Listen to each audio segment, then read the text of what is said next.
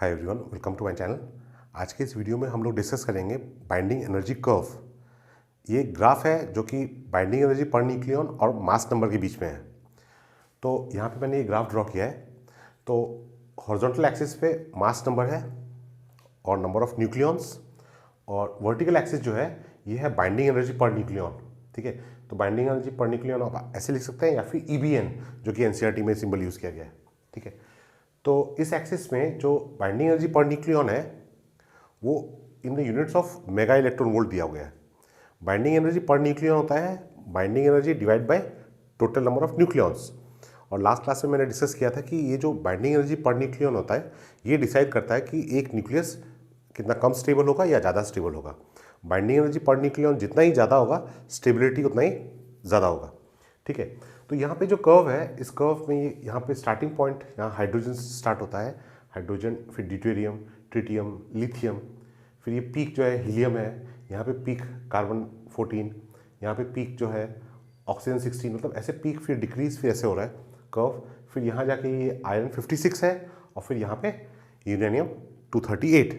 ठीक है, so this is the graph between binding energy per nucleon and mass number. तो इस graph से हम लोग क्या क्या चीज़ें हम लोग ऑब्जर्व करते हैं। तो इस ग्राफ के बारे में पूछा जाए तो सबसे पहले आपको ये बताने पड़ेंगे कि observations from the graph. So this is observations. पहला ऑब्जर्वेशन हमारा क्या है, for mass number greater than 30 and less than 170 binding energy per nucleon is practically independent of Z, that is binding energy per nucleon is independent of atomic number. ठीक है, वो मतलब इस reason में 30 से मास नंबर 30 से ज़्यादा और 170 करीबन यहाँ पे आएगा। तो इस रीजन में जो ग्राफ है ऑलमोस्ट स्ट्रेट है। ठीक है, तो मतलब ऑलमोस्ट स्ट्रेट का मतलब है कि इस एक्सिस में हमारा बाइंडिंग एनर्जी पर न्यूक्लियन है। तो बाइंडिंग एनर्जी पर न्यूक्लियन, अगर ये ग्राफ स्ट्रेट ऑलमोस्ट स्ट्रेट हो रहा है तो binding energy per nucleon constant हो रहा है even if the atomic number is changing. ठीक है, सो एटॉमिक नंबर चेंज हो रहा है मगर binding energy per nucleon change नहीं हो रहा है। सो फर्स्ट पॉइंट हो गया, for a greater than 30 less than 170 binding energy per nucleon is practically independent of atomic number. Second point क्या है, curve has a maximum value of binding energy per nucleon of 8.75 MeV। देखिए for iron 56 मतलब mass number 56 है और for iron it is 8.75 MeV। ठीक है, mega electron volt. तो मतलब iron 56 is the heaviest stable element। ठीक है, क्योंकि जितना binding energy per nucleon increase होगा उतना ही स्टेबिलिटी बढ़ेगा। तो हाईएस्ट वैल्यू स्टेबिलिटी का कौन स्टेबल है, आयरन 56, और उसका बाइंडिंग एनर्जी पर न्यूक्लियन कितना है 8.75 MeV। ठीक है, फिर तीसरा ऑब्जर्वेशन क्या है, binding energy per nucleon is small for light nuclei. मतलब अगर मास नंबर लेस देन 30 है तो ये लाइट न्यूक्लियाई है। ठीक है, और अगर मास नंबर ग्रेटर देन 170 है तो ये हैवी न्यूक्लियेट्स है। ठीक है, तो ये इनका बाइंडिंग एनर्जी पर न्यूक्लियन लो है, स्मॉल है। देखिए कर्व, ये ग्राफ में क्या हो रहा है, यहाँ पे ये जो एलिमेंट्स हैं, इधर के जो एलिमेंट्स हैं इनका मास नंबर कम है। ठीक है, और इस साइड जो एलिमेंट्स हैं इनका मास नंबर बहुत ज़्यादा है। तो यहाँ पे बाइंडिंग एनर्जी पर न्यूक्लियन कम है, फिर बाइंडिंग एनर्जी पर न्यूक्लियन बढ़ा है और फिर डिक्रीज हुआ है। तो इस रीजन में जो एलिमेंट्स है, वेरी हैवी एलिमेंट्स, उनका भी बाइंडिंग एनर्जी पर न्यूक्लियन कम है, और जो बहुत लाइट एलिमेंट्स हैं इनका भी बाइंडिंग एनर्जी पर न्यूक्लियन बहुत कम है। तो मतलब क्या है, बाइंडिंग एनर्जी पर न्यूक्लियन अगर कम है तो इनकी स्टेबिलिटी कम है। ठीक है, they are less stable. Okay, अच्छा, now what are the conclusions. इस ग्राफ से हम क्या क्या कंक्लूड कर सकते हैं।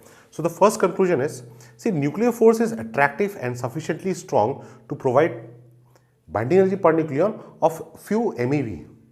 अब इलेक्ट्रॉन के बारे में हम लोगों ने पढ़ा था कि इलेक्ट्रॉन का जो अलग अलग एनर्जी लेवल्स में जो एनर्जी है वो कुछ इलेक्ट्रॉन वोल्ट में होता है। ठीक है, तो इसीलिए इलेक्ट्रॉन को रिमूव करना बहुत इजी होता है। बट न्यूक्लियस के अंदर क्या है, न्यूक्लियॉन्स है। अब इनका बाइंडिंग एनर्जी पर न्यूक्लियन कितना आ रहा है, फ्यू MeV। यहाँ पे सब ये MeV में है। आयरन 56 हम लोग देख रहे हैं, इट इज 8.75 MeV। ठीक है, तो इसका मतलब क्या है कि जो न्यूक्लियस के अंदर जो न्यूक्लियॉन्स है they are very strongly bound. Okay, and the energy is of the order of few MeV. Okay, second point क्या है, constancy of binding energy per nucleon for this region greater than 30 less than 170। ये जो इस part में binding energy per nucleon constant हो रहा है। तो क्यों हो रहा है, is a consequence of short range of nuclear force.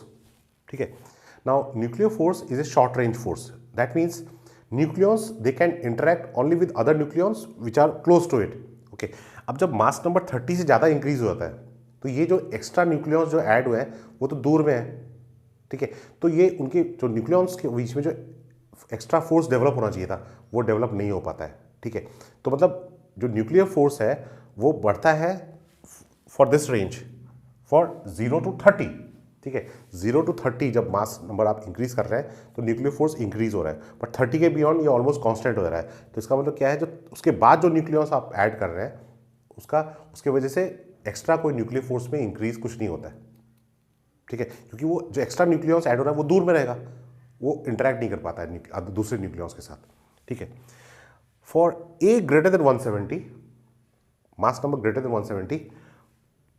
170 तक 30 और 170 के बीच में binding energy per nucleon constant है। 170 के बाद binding energy per nucleon decrease होता है। तो EBN is low, binding energy per nucleon is low. Stability is achieved by splitting heavy nucleus into light nuclides. देखिए इस साइड जो एलिमेंट है वो हेवी एलिमेंट्स है, तो वो जब स्प्लिट होगा तो उसका मास डिक्रीज होगा, तो मास डिक्रीज होगा तो वो इस रेंज में आएगा। यहाँ से यहाँ जाते हैं तो मास नंबर इंक्रीज हो रहा है ना, तो ये एलिमेंट जब स्प्लिट होगा तो वो एलिमेंट जो बाकी जो प्रोडक्ट फॉर्म होगा उसका मास कुछ उससे कम होगा, तो उससे कम होगा तो वो इस रीजन में होगा, तो इस रीजन में होगा तो मतलब क्या है, जब ये ऊपर आप जा रहे हो इस साइड जा रहे हो तो आपका क्या हो रहा है, बाइंडिंग एनर्जी पर न्यूक्लियन बढ़ रहा है। तो बाइंडिंग एनर्जी पर न्यूक्लियन बढ़ रहा है मतलब क्या है, stability is increasing. So for A greater than 170 binding energy per nucleon is low, stability is achieved by splitting heavy nucleus into lighter nuclides, and this process energy is released and the process is called nuclear fission. Okay, the last point, for A less than equal to 30, अब यहाँ क्या हो रहा है, ये तो light nuclei है, so light nuclei combine to form heavy nucleus. अब यहाँ जो लाइट एलिमेंट्स हैं इनका स्टेबिलिटी कम है, क्यों, क्योंकि इनका बाइंडिंग एनर्जी पर न्यूक्लियन कम है। तो इसके ऊपर जो एलिमेंट्स हैं, ये एलिमेंट्स हैं, इनका बाइंडिंग एनर्जी पर न्यूक्लियन ज़्यादा है, तो इनका स्टेबिलिटी ज़्यादा है। तो ये एलिमेंट्स लाइट एलिमेंट्स कंबाइन होंगे, तो दो हल्के एलिमेंट कंबाइन होकर थोड़ा हेवी मास फॉर्म करेगा, तो उसके बाइंडिंग एनर्जी पर न्यूक्लियन थोड़ा इंक्रीज हो जाएगा, स्टेबिलिटी थोड़ा बढ़ जाएगा, ठीक है। So for a less than equal to 30 light nuclei combine to form heavy nucleus. अब क्या हो रहा है इससे, तो इसके वजह से क्या हो रहा है, binding energy per nucleon increases and this is called nuclear fusion. तो लाइट न्यूक्लियाई जब कंबाइन हो रहे हैं और एक हेवी न्यूक्लियस फॉर्म कर रहे हैं तो बाइंडिंग एनर्जी पर न्यूक्लियन बढ़ रहा है, and this process is called nuclear fusion. इस प्रोसेस में भी एनर्जी रिलीज हो रहा है। और यहाँ पे क्या हो रहा था, हेवी एलिमेंट्स, ठीक है, बहुत ज़्यादा हेवी एलिमेंट्स, तो उनका बाइंडिंग एनर्जी पर न्यूक्लियन कम है, तो इस स्प्लिट हो रहा है, स्प्लिट होकर थोड़े लाइट एलिमेंट फॉर्म कर रहे हैं, और लाइट एलिमेंट फॉर्म करने की वजह से उनका क्या हो रहा है, binding energy nuclear per nucleon फिर इंक्रीज हो रहा है, तो स्टेबिलिटी फिर इंक्रीज हो रहा है, ठीक है। So this is the explanation of nuclear fission and nuclear fusion on the basis of binding energy curve, ठीक है। So this is the topic of binding energy per nucleon versus mass number graph. Hope these points, these observations and these conclusions are clear to you. My best wishes to you. Good luck.